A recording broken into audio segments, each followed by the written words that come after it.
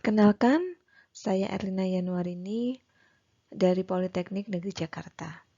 Saya akan mempresentasikan tentang rangkuman penyusunan bahan ajar dan rubrik penilaian, di mana materi ini saya dapatkan dari pelatihan pekerti tahun 2021 yang diselenggarakan oleh Universitas Primagraha bekerja sama dengan Universitas Sultan Agung Tirtayasa. Materi ini saya dapatkan dari Dr. Sihabuddin Said, MSI. Adapun tujuan dari pembahasan materi ini adalah agar peserta dapat memahami teknik penyusunan dan pengembangan bahan ajar.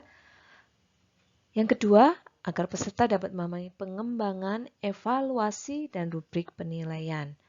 Ada 4 pokok bahasan, yaitu yang pertama terkait teknik penyusunan buku sebagai bahan ajar, kemudian yang kedua tahap pengembangan dan penyusunan buku sebagai bahan ajar, yang ketiga lembar evaluasi bahan ajar, dan yang keempat rubrik atau kriteria penilaian. Teknik penyusunan buku sebagai bahan ajar. Sebelum kita membahas lebih dalam tentang ini, mari kita belajar bersama-sama tentang bahan ajar.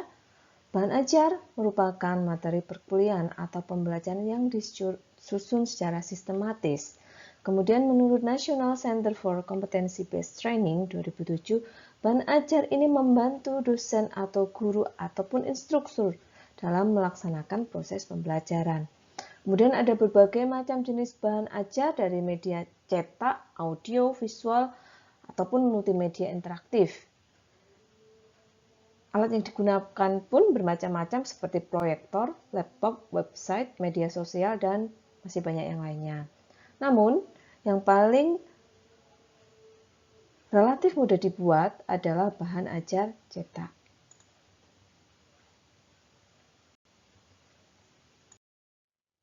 Fungsi bahan ajar menurut Prastowo dan Lestari dibedakan menjadi 3. Yang pertama dalam pembelajaran klasikal, yang kedua dalam pembelajaran individual, dan yang ketiga dalam pembelajaran kelompok. Dalam pembelajaran klasikal, bahan ajar merupakan satu-satunya sumber belajar serta pengawas dan pengendali proses pembelajaran, di mana peserta didik akhirnya bersifat pasif.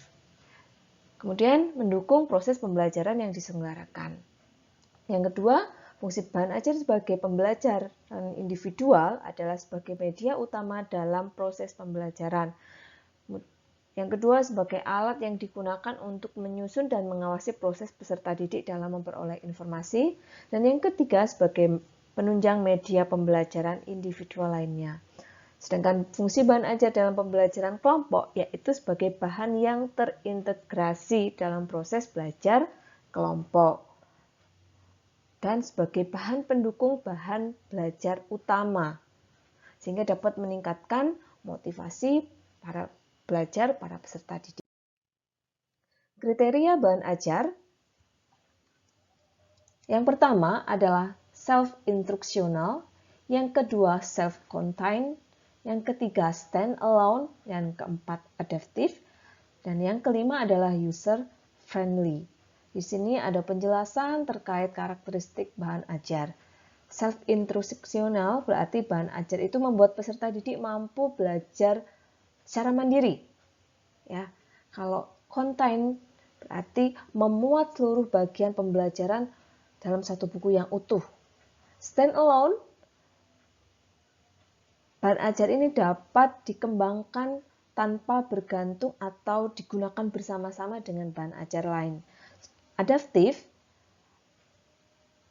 berkaitan dengan perkembangan teknologi ya, adaptif terhadap perkembangan ilmu dan teknologi, dan user-friendly artinya memudahkan peserta didik untuk mendapatkan informasi yang sejelas-jelasnya.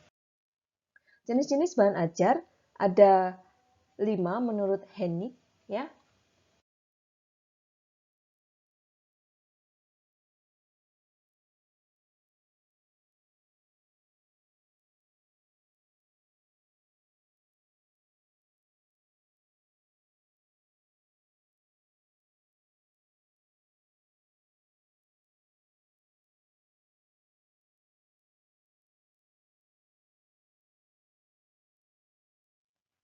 Rowntree pada tahun 1994 mengelompokkan jenis bahan ajar dalam 4 kelompok berdasarkan sifatnya, yaitu bahan ajar berbasiskan cetak, bahan ajar berbasiskan teknologi, kemudian bahan ajar untuk praktek atau proyek, dan bahan yang digunakan untuk keperluan interaksi manusia, terutama dalam pendidikan jarak jauh, misalnya telepon dan video conference.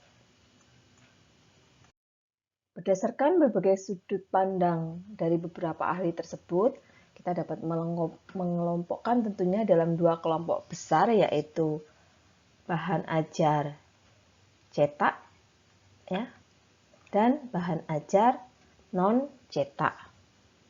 Kalau bahan ajar cetak ini berupa buku, modul, handout, dan lembar kerja.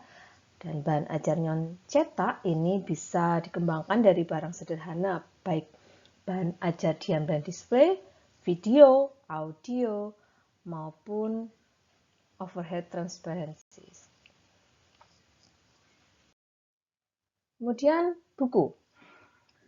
Buku ini merupakan bahan ajar yang berisi ilmu pengetahuan hasil analisis terhadap kurikulum, ya, terhadap kurikulum dalam bentuk tertulis. Buku disusun dengan bahasa yang sederhana, menarik, dan dilengkapi gambar, keterangan, isi buku, dan daftar pustaka. Buku akan sangat membantu baik guru maupun dosen dan peserta didik dalam memahami ilmu pengetahuan sesuai dengan mata kuliah masing-masing. Secara umum, menurut Prastowo dalam Lestari 2011, buku dibedakan menjadi 4 jenis, yaitu yang pertama buku sumber, kedua buku bacaan, ketiga buku pegangan, dan keempat buku ajar atau buku teks. Buku sumber merupakan buku rujukan atau referensi dan sumber untuk kajian ilmu tertentu. Sifatnya ini adalah kajian ilmu yang lengkap. Kalau buku bacaan hanya berfungsi sebagai bahan bacaan saja, misalnya cerita, legenda, novel, dan sebagainya.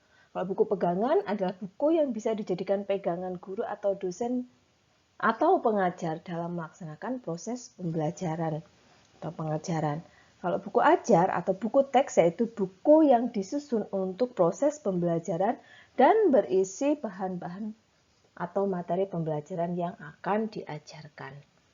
Baik, kita lanjutkan handout. Handout merupakan bahan tertulis untuk memperkaya pengetahuan peserta didik. Biasanya ini berhubungan dengan PowerPoint ya. Kan dalam PowerPoint nanti bisa di print dalam bentuk handout seperti itu. Kemudian ada modul bahan ajar yang ditulis dengan tujuan agar peserta didik dapat belajar secara mandiri. Gitu ya. Jadi untuk modul harus berisi tentang petunjuk belajar, kompetensi yang akan dicapai, isi materi pembelajaran, informasi pendukung, latihan soal, petunjuk kerja, evaluasi, dan juga feedback terhadap evaluasi. Kemudian ada lembar kerja peserta didik LKS, yaitu materi ajar yang sudah dikemas sedemikian rupa secara terstruktur dan terarah, memuat materi atau ringkasan dan tugas yang berkaitan dengan materi sehingga peserta didik dapat belajar secara mandiri, LKS ya. Seperti itu. Teknik penyusunan bahan ajar cetak. Ada beberapa ketentuan dalam teknik penyusunan bahan ajar cetak, antara lain bahwa judul atau materi yang disajikan dalam bahan ajar harus memuat kompetensi dasar. Kemudian dalam penyusunan bahan ajar cetak sebaiknya susunan tampilan bahan ajar dibuat jelas dan menarik, menggunakan bahasa yang mudah, mampu menguji pemahaman peserta didik, kemudian ada stimulan atau materi yang menarik, begitu, nyaman dibaca dan sajiannya terstruktur, serta materinya instruksional. Pengembangan bahan ajar. Pada saat pembelajaran akan dilaksanakan, hendaklah seorang peserta didik yang profesional harus memahami pemilihan bahan pembelajaran, media pembelajaran, dan alat evaluasi yang digunakan. Selain itu juga pengelolaan kelas, interaksi dalam pembelajaran, serta karakteristik isi pembelajaran yang akan disampaikan agar dapat memilih strategi yang tepat dalam mengembangkan bahan ajar serta membangun situasi pembelajaran yang dinamis sehingga dapat mencapai tujuan pembelajaran.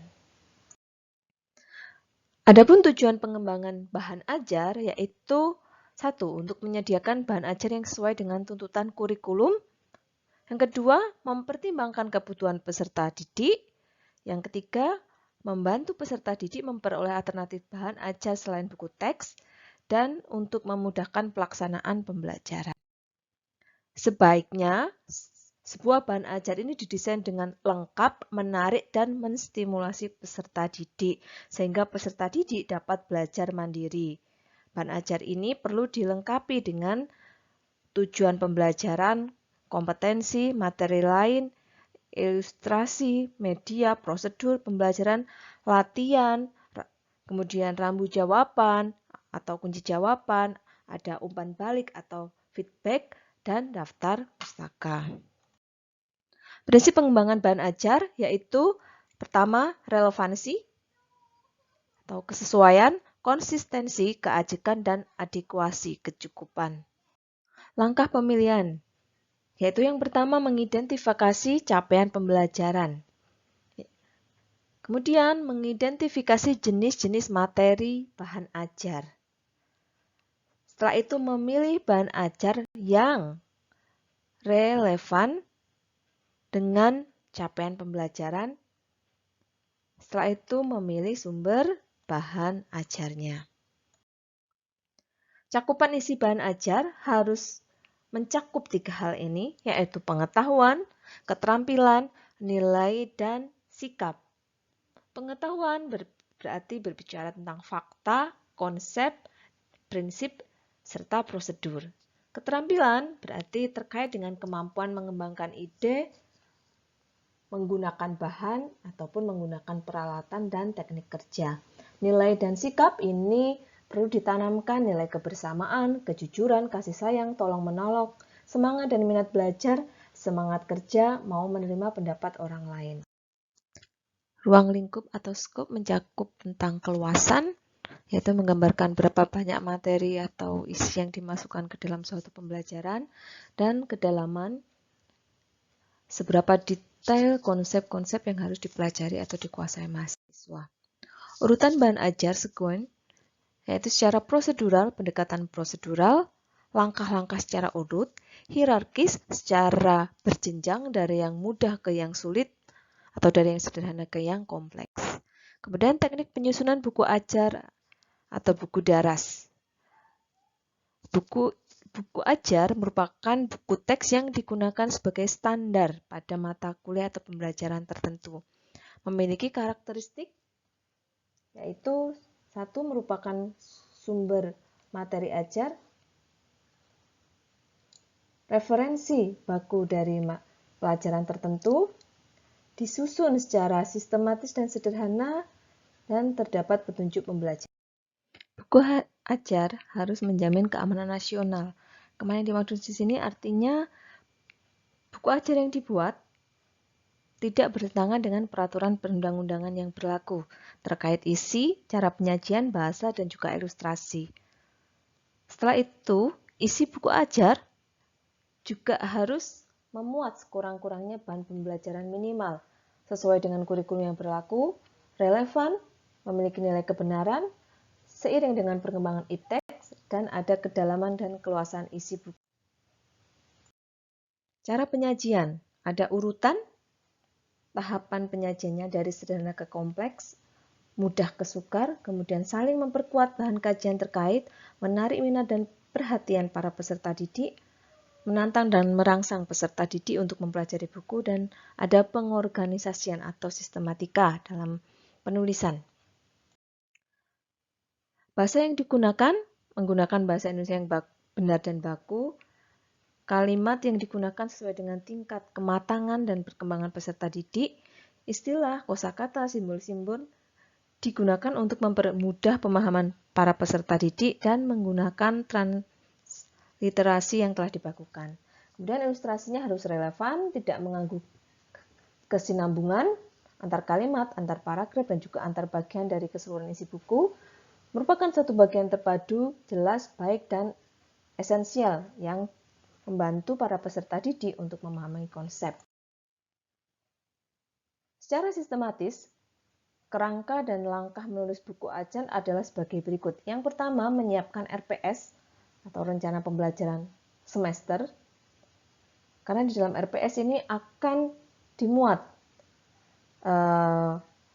CPMK, sub CPMK, materi, substansi, tujuan pembelajaran, dan RPS ini akan menjadi acuan dalam proses pembelajaran. Setelah itu mulai menyusun outline mulai dari pendahuluan, bagian isi, bagian akhir, dan juga perlengkapan buku ajar.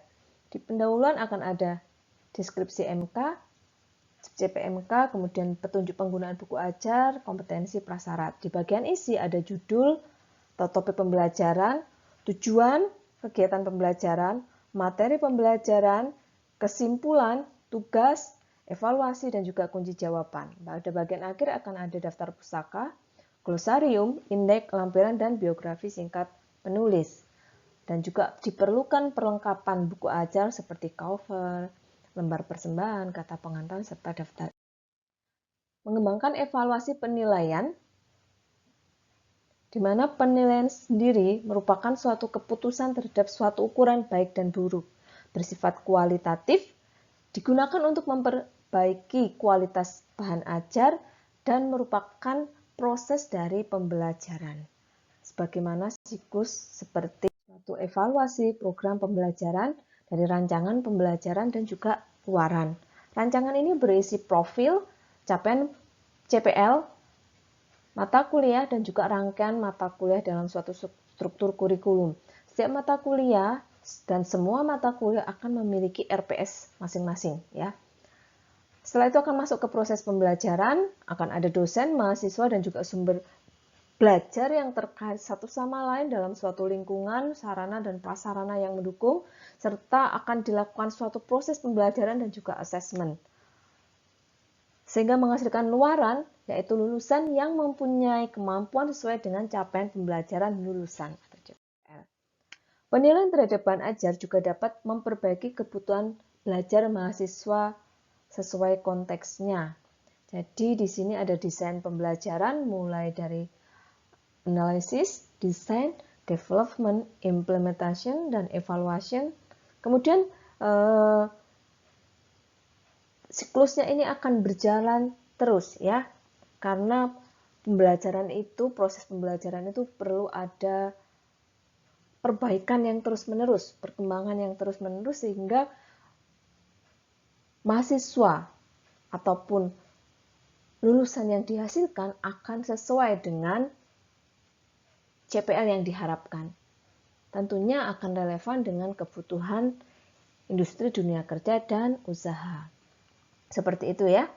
Kemudian aspek penting yang dinilai dari bahan ajar meliputi materi atau isi, penyajian materi, keterbacaan, teks, wacana, dan gambar atau ilustrasi, serta kebahasaan.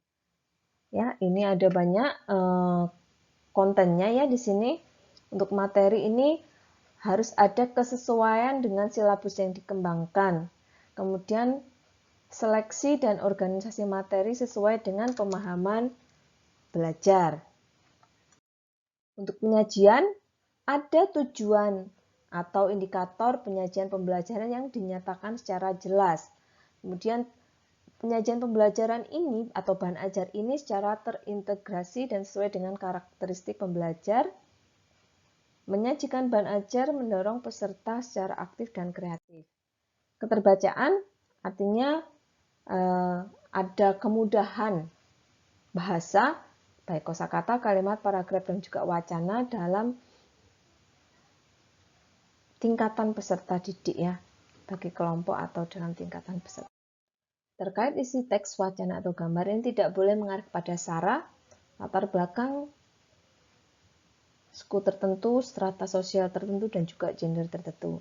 Kebahasaan berarti berbicara tentang penyampaian dan penyajian bahan yang menjadi ukuran kualitas bahan ajar dengan menggunakan tata bahasa yang tepat, instruksi yang jelas dan mudah dipahami, struktur yang tepat, dan latihan yang dikembangkan menggunakan tata bahasa yang baik dan benar. Teori penilaian dalam pengembangan bahan ajar. Dalam pengembangan bahan ajar menurut Dick and Carey tahun 1996, ada beberapa nilai yang harus diperhatikan. Yang pertama, memperhatikan motivasi belajar, kesesuaian materi, sesuai dengan urutan yang benar, informatif, ada latihan atau praktek, ada feedback atau umpan balik, serta ada asesmen atau tes yang sesuai dengan materi yang diberikan. Dilengkapi dengan tindak lanjut ataupun kemajuan umum dari pembelajaran. Ada petunjuk bagi para peserta didik dalam tahapan aktivitas yang harus dilakukan dan dapat diingat atau ditransfer. Menurut Harjanto 2005, dalam penilaian bahan ajar ada beberapa aspek yang terkandung di dalamnya, yaitu konsep, prinsip, fakta, proses, nilai, dan keterampilan.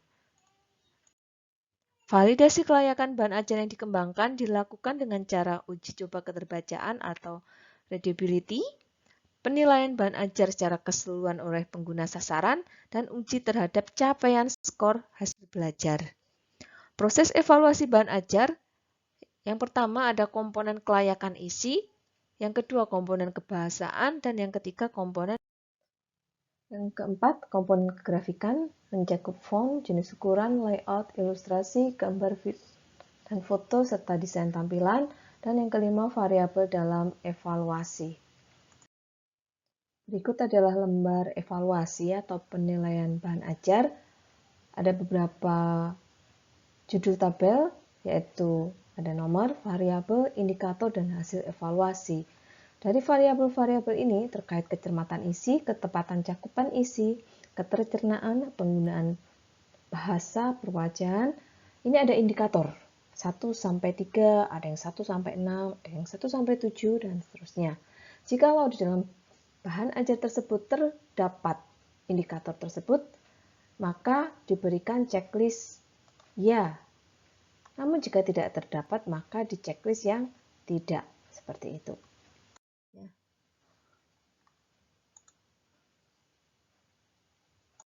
Ini merupakan contoh evaluasi medium cetak untuk buku cetak ya.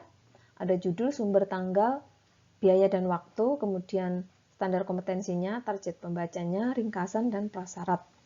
Kemudian ada rating berdasarkan beberapa indikator ya, dengan ada beberapa capaian nilai, tinggi, sedang, atau rendah, dan juga ada catatan. Seperti itu.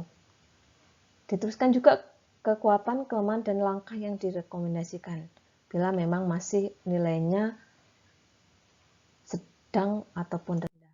Kemudian untuk medium cetak, baik berupa foto, gambar, poster, maupun kartun, ini juga ada form penilaian seperti ini ya, serupa dengan yang sebelumnya. Adapun lembar evaluasi bahan ajar bisa terlihat dalam form ini, ya. Ada beberapa unsur penilaian, kemudian ada skor nilainya, seperti itu. Serta ada kritik dan saran perbaikan. Dan ada tanda tangan dari observernya. Penutup sekarang ya, pengembangan buku ajar harus sesuai dengan kurikulum dan dinamika yang ada. Kemudian, evaluasi buku ajar diperlukan untuk menghasilkan desain bahan ajar yang baik dan meningkatkan kualitas pembelajaran dalam mencapai CPL. Terima kasih atas perhatiannya. Semoga presentasi ini bermanfaat bagi kita semua. Terima kasih.